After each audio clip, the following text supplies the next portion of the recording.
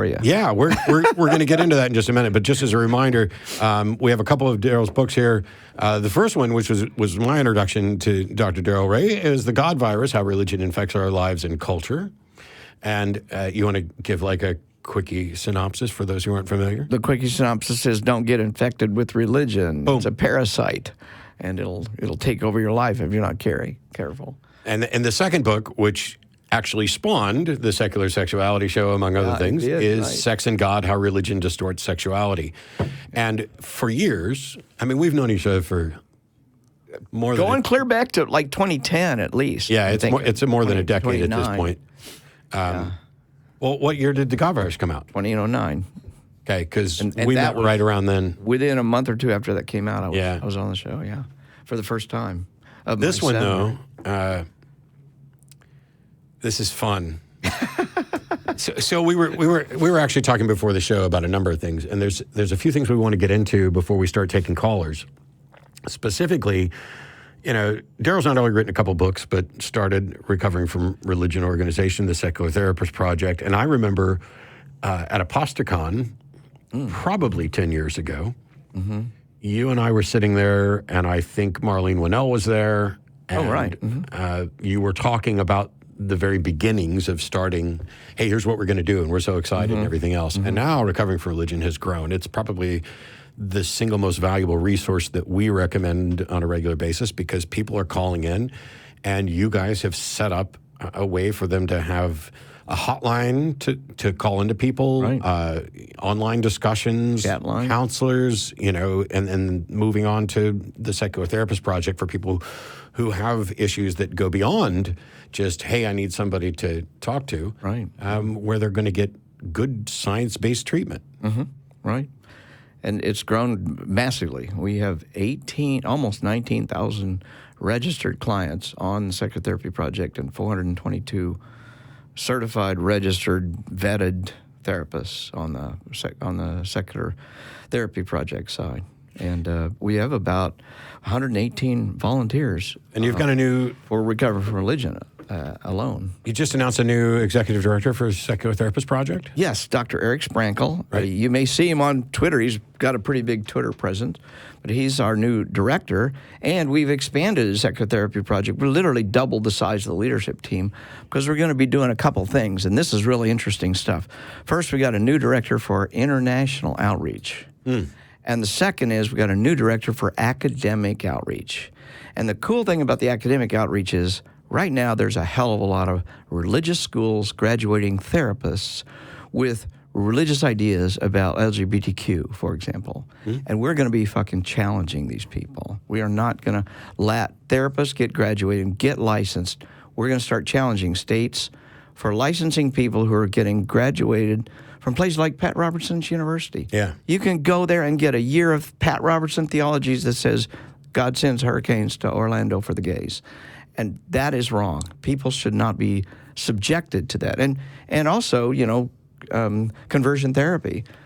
There are states where that's not illegal, and therapists can actually refer to that. And it's unethical as hell. I'm pretty much of the opinion that you shouldn't be able to become a licensed therapist, counselor, psychologist, etc., unless you also have some grounding in science-based therapy and particularly training in how to deal with secular patients, because you're going to find a lot of counselors who don't seem to know much else besides, well, how's your spiritual life? How is your have you talked to your preacher? Have you talked to your priest? Have you talked to your mom or your rabbi? And because it's not even necessarily that these individuals are extremely religious or proselytizing or anything else. It's become so much a part of our culture. It is, right, that, right. oh, well, spirituality is a component of the human experience, so we need to address that in order to address the whole person. Right. And yet there are people Well, who when don't I hear really that, stop I it. say, oh, you mean superstition is a part of your worldview and your model of reality? I mean, if you went into a therapist and they ask you, well, I realize that you're going through a lot right now. Did you happen to break a mirror in the last couple of years? You would walk out. And yet we allow the other stuff. And, Yeah. and it's not so much that sort of thing necessarily shouldn't be allowed, although I have my views on it. It's just if we fail to address secular people, the people who are not superstitious, who don't believe in the supernatural, and we just try to shovel, more religion or woo on them, I don't know how we can do that treatment. And you can't. If you never challenge the ideas that got the person to the problem in the first place, then you're never going to help them get out of the problem. Well, speaking of the thing that might get them to the problem in the first place, let's talk a little bit about religious trauma syndrome. Okay. Yeah. So what I want to try to get out to the public at this point in time, and part of the reason I'm on here is talk about how does religion cause trauma, and I'm not talking about your run-of-the-mill mainstream Episcopalians or Quakers or whatever. I mean, I'm talking about the main body of evangelicals, for example, or Islamic religions, Jehovah's Witnesses, Mormons. Those kinds of religions are incredibly restrictive, and as a result, they put ideas into people's heads that ultimately cause them problems in life, which then are explained by, well, that's the devil talking to you, or other things. And I'm here to say that religion causes traumatic experiences in children primarily, and when it does that, adults grow out of those children and become victims of a trauma that we now are calling religious trauma. Now, there's another term that I want to distinguish here today, and that's religious trauma syndrome. That's a little different, but to do that, I want to go back and just say, we all agree that there is such a thing as PTSD. Right. Nobody disagrees with that, but we used to disagree with it. Years ago, we called it shell shock, or we called it cowardice, or we called it battle fatigue in the war side of it, and we didn't recognize that it was a real neurological issue. And we said the same thing for years to women about rape trauma, that, well, it's all in your head, you should get over it, kind of bullshit. Well, the same thing has happened with religion. War and rape, we now understand, cause real neurological changes in people. We also need to acknowledge religion does the same thing. And unfortunately, war and sexual trauma can be wrapped up into religion, of course, for sure. So that's what that's kind of been my passion of recent, right? And as a result of that, can I mention the conference that's coming up? Is this the time to do it? As a result of that, Dr. Marlene Winell came out with a term about 10 years ago called religious trauma syndrome. And recently we decided this is a damn good idea to start talking about this out loud. And a woman, Janice Selby, a therapist up in Vancouver, has decided she's going to put on a conference on religious trauma. Right. And Secular Therapy Project is going to be one of the two main sponsors. Dr. Winnell's Journey Free organization and our organization, Secular Therapy Project, we are going to be talking out loud at the conference for 2 days about this. And our goal is to get this on the map. We know there's PTSD. What nobody wants to talk about is how does a religion screw up people's lives? Yeah. And we know this. You and I are both atheists. We see how much damage religion does. But the new thing, or the thing I think is unique, is we now have a label for it. Mm. And we've probably seen this. I saw this 30 years ago in my practice. I didn't know how to label it. Well, now I know how to label it. I know that when somebody comes to me complaining about fear of hell, I can't go to sleep at night because I wake up with fear of hell, I know that's probably religious trauma. I would not have called that name 20 years ago, but now I've got a name for it. As we know, if we can name something, then we can start doing something about it, or at least working on it. And that's why we're having the conference. And by the way, but whether we have a conference or not, I want people to start thinking in terms of religious trauma. Have you been affected by religion? And has it traumatized you in your sexuality, and your ability to have relationships with other people, your ability to sleep at night, your ability to have a social relationship? I mean, when you leave religion, that's when you're most likely to experience religious trauma, because your family will cut you off, your friends will cut you off, you might lose your job. I mean, there's a lot of things. You might have night terrors based on fear of hell. All those things can happen to somebody.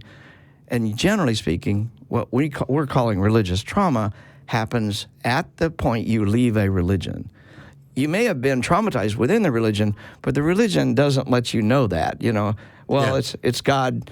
You need to pray hard to God, or it's Satan doing this to you. But the minute you step out of that bubble, that's when you have to deal with the real trauma that religion did to you, probably since childhood.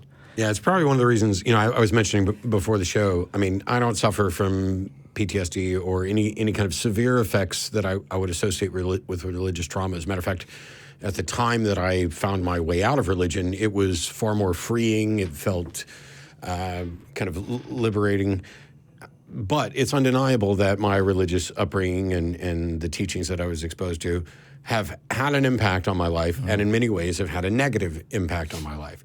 Maybe mine isn't as severe as other people's. I don't know whether I would qualify as religious trauma or not, but the fact that there are things in my life which have been detrimentally impacted by religious teachings and the culture that you grow up in, it just means that I'm probably one of the luckier ones. You are, right. And you mentioned kind of an informal survey that you had recently done. Yeah, we did a survey of all of our therapists in the Psychotherapy Project, and not everybody responded. But what we did get gave us some interesting information. What we asked them was, considering all of your client base, not just the ones that come through us, all of your client base, how many people come in with complaints related to religious abuse, like being beaten for having been caught masturbating, or being grounded because you didn't learn your Bible verses, or being shamed for your body, or being gay, or there's any number of things. And we listed it 4 or 5. And we asked what percentage of your clients come in with those. We call them adverse childhood experiences related to religion. Right. Adverse childhood experiences related to religion. 36% of the clients coming in to the people that responded, 36% have those complaints. Yeah. That's a third of all the people that walk into any of our therapists' offices. That's a lot of people. Remember, we got 18,000, almost 19,000 clients. If you divide that by roughly a third, you've got 6,000 people with some kind of trauma related to religion. And no matter what this is a AA survey, and not everybody responded and everything else. There are people out there who are going to be good at statistics and stuff, and they're going to say, "Oh, well, you're only surveying people who came in for counseling." Yeah, you're right.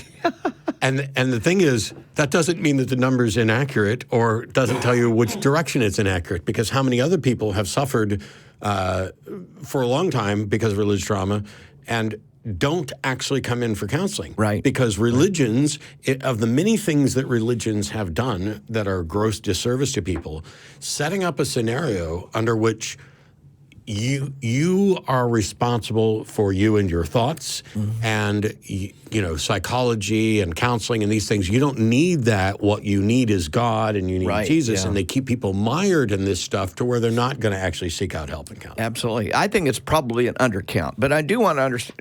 I'm not claiming this is scientific. It wasn't, but it is an interesting finding, and it probably is definitely an undercount. Yeah. As I think you're pointing out, there's a lot of people out there walking around with these problems, and they don't identify them as psychological. They identify them as spiritual. Yeah, it's because I haven't prayed to God hard enough, and I can't have a good relationship with my partner because I haven't prayed to God hard enough. My marriage is falling apart. I need to pray harder. Well, no, your marriage is probably falling apart because you've got some crazy ideas about what relationships should be. Males should be over females, or you shouldn't have sex before marriage, or whatever. There's all sorts of crazy ideas. So, are you saying males shouldn't be over females? Well, if they want, the female wants top or bottom, I don't care. Welcome to the next edition of Secular Sexuality. Top and bottom. Topping. Don't be topping me, though. I don't need topping. It's a great thing. So by the way, if you want to know just how great of a person Daryl is, last Saturday when I was in Tulsa. Oh yeah.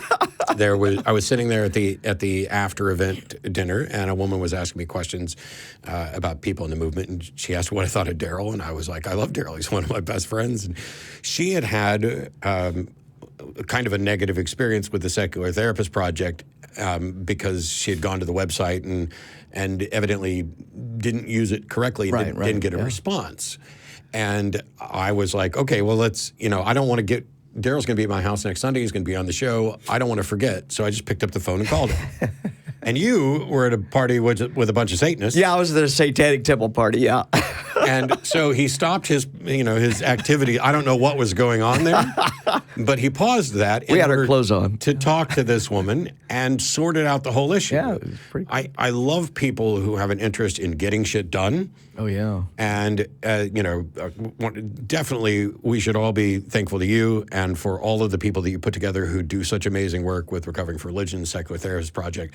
But I value the fact that I can just pick up the phone and say, hey, there's somebody here who's having a problem, and you are Johnny on the spot to try and get it fixed. Glad I could help her. I want her to get the help she needs. Yeah.